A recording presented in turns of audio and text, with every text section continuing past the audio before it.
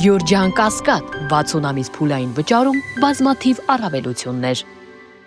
Ճիշտ եք համարում պատարագի տեքստերը համապատասխանեցնելը պետության կամ ազգային անվտանգության ծառայության հետ։ Չէ, ոչ մի բան էլ պիտի անեն։ Եկեղեցին առանձին է։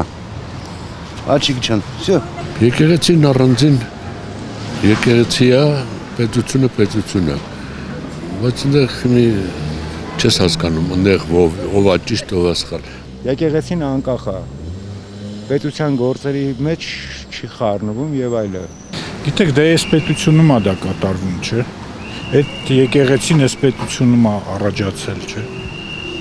Դրա համար ինչ որ կապը պետք է երևա, պատարագի մեջ էլ կարա երևա, չեմ ասում պարտադիր է, բայց կարա էլի։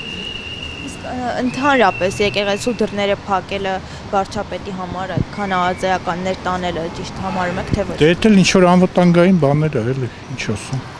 Որ պատկառնել է եւ միշտ։ Ինձ թվում է եկեղեցին կապ չունի պետության հետ։ Կապ ունի այնքանով, որ եկեղեցին առանձին կառույց է եւ պետական գործության հետ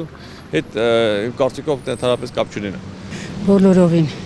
Միայն հայ առաքելական եկեղեցու կանոնակարգով հաստատված Թադեոս Բարթողմեոսից սկսած մեր վարչապետը չգիտի որ 301 թվին չի սկսել մեր եկեղեցին։ Սկսել է առաջին դարում Թադեոս առաքյալի Բարթողմեոս առաքյալի հիմնում եւ պետությունը հետո է դա։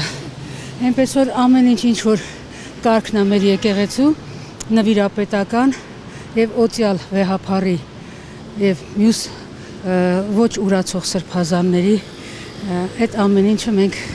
ողջունում ենք, միշտ իրանց կողքին ենք։ Իհարկե ոչ։ Ես ինչքան գիտեմ, պետությունը ու եկեղեցին առանձին են։ Դեմ եք նրան, որ օրինակ պատարագից 5 րոպե առաջ հնչեցվի օրհներգը եկեղեցում։ Ինձ թվում է օրհներգը ընդհանրապես կապ չունի եկեղեցական արարողակարգի հետ եւ եկեղեցին ինքը պետք է որոշի կանոնակարգը ոնց է շարադասում իր process-ները։ Շատ մեծ խելքից։ Ծիծաղելի ամոթ է որ երկրի ղեկավար տենց բանա իրան թույլ տալիս։ Գուցե երկու դրոշ կախեն Ադրբեջանինն էլ, հետո նրանց հիմնել էլ երկեն։